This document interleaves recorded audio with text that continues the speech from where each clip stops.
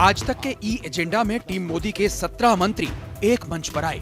Corona से जंग में देश की स्थिति कैसी है और यहाँ से आगे का सफर देश कैसे तय करेगा, ऐसे कई सवाल उनके सामने रखे गए। इस दौरान ये नई बात सामने आई कि प्रधानमंत्री नरेंद्र मोदी ने हर मंत्री को देश के कुछ जिलों की जिम्मेदारी सौंपी है। उन जिलों से आने वाली ग्राउंड रिपोर्ट के आधार पर ही पीएम मोदी 17 मई से आगे का रोड मैप तैयार कर रहे हैं। सड़क परिवहन मंत्री गडकरी से पहले नागरिक उड्डयन मंत्री हरदीप पुरी भी आज तक के ई एजेंडा के मंच पर आए। देश में घरेलू उड़ानें कब से शुरू होंगी, इस पर हरदीप पुरी ने कहा कि तैयारी पूरी है, बस सरकार के फैसले का इंतजार है। देश में कोरोना के खिलाफ जंग लड़ने में सबसे आगे केंद्रीय स्वास्थ्य मंत्रालय है। इस विभाग की कमान संभाल रहे हैं डॉक्टर हर्षवर्धन। उन्होंने कोरोना के खिलाफ जंग में जीत की उम्मीद जताई।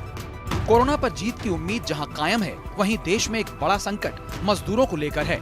उनमें से ज्यादातर के पास रोजगार नहीं और उनके खाने का इंतजाम करना सरकार के लिए बड़ी चुनौती है। आज तक के ई एजेंडा में खाद्य आपूर्ति मंत्री रामविलास पासवान ने भरोसा दिया कि देश में अनाज की कोई कमी नहीं।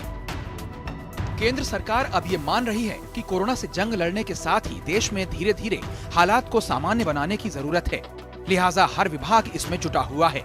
जहां तक खेल से जुड़े आयोजनों की बात है, तो देश ही नहीं पूरी दुनिया में ओलंपिक जैसे बड़े आयोजन रद्द हो चुके हैं। इसके बावजूद देश के खिलाड़ी आगे के लिए अपनी तैयारियों में जुटे हैं। वो अपने कोच के साथ ऑनलाइन जुड़े हुए हैं। मौजूदा हालात में जब ज्यादातर गतिविधियां ऑनलाइन हो रही हैं, तब दूरसंचार विभाग की तैयारी भी मायने रखती है।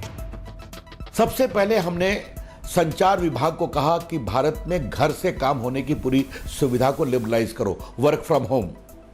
तो हमने सारे नियमों को शिथिल कर दिया। आज मुझे आपको बताते हुए खुशी हो रही है कि भारत के आईटी कंपनियों का 85% काम घरों से हो रहा है। भारत आईटी के क्षेत्र में बहुत बड़ा बैकएंड ऑफिस है।